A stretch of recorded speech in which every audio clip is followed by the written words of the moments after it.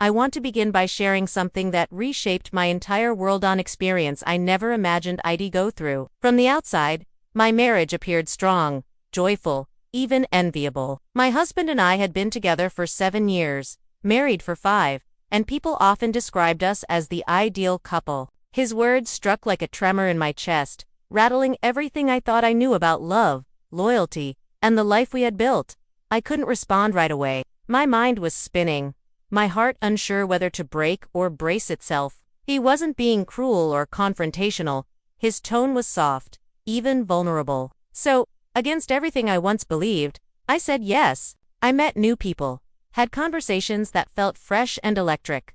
There was a sense of freedom I'd never tasted before. He was supportive, even enthusiastic at times. He seemed genuinely happy when I told him about my new experiences. I called his phone endlessly, each time hearing the same cold voicemail. I reached out to his friends, to his family. No one had heard from him. It was as though he had simply vanished, just disappeared from our life. I felt like parts of me that had long been dormant were finally waking up. He didn't sound angry. He sounded sincere. But behind the public smiles and polished surface, there was a quiet, unspoken tension neither of us dared to confront. When I asked if everything was okay, he brushed it off, said work was exhausting, that he just needed some time. But I do know this, I'm still here. And the people we trust most are sometimes the ones who leave when we need them most, to rise from the hollow and be stronger than the silence. I'm still breathing. I'm learning how to gather the broken fragments and rebuild a life without him. And I believed him. I wanted to believe him. It lingered like an unacknowledged truth, always just beneath the surface. Every room felt colder, emptier. I waited for him to return, to explain, to say anything at all. But time kept moving, and he didn't.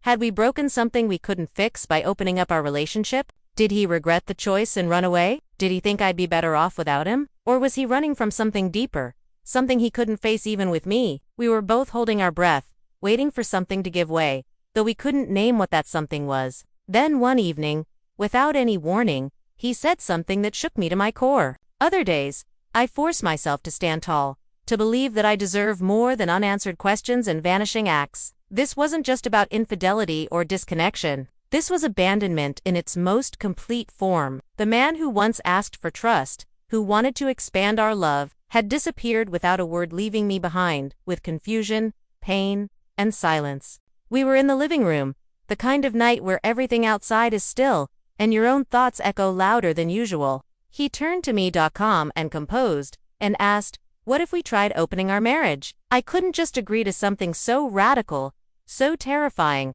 without understanding what it truly meant. Part of me was intrigued, curious if this was a chance to revive something between us that had grown dull or distant. But another part of me felt deeply wounded, like he had already checked out emotionally, and was now giving me silent permission to do the same.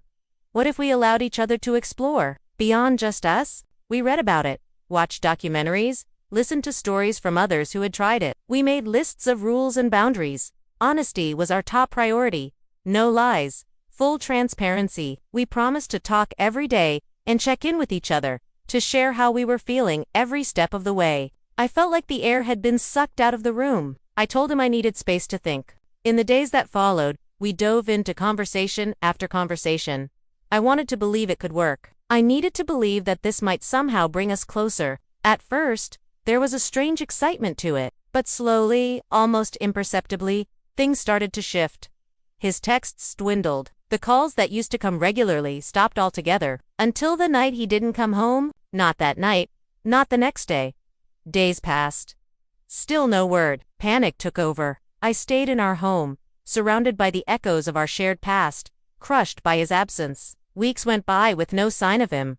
I kept asking myself what went wrong. The betrayal cut deeper than I could have anticipated. Some nights I sobbed myself to sleep, trying to piece together what I missed, wondering what I could have done differently. I don't know if he'll ever return. I may never get the clarity I crave. If there's one truth I've gained from all of this, it's that opening your heart to someone, even with the best intentions, can sometimes lead you into places you never expected. But I'm learning to find resilience in the space he left behind. Because even when someone walks out without a trace, life doesn't pause. And neither will I. Thank you for hearing my story.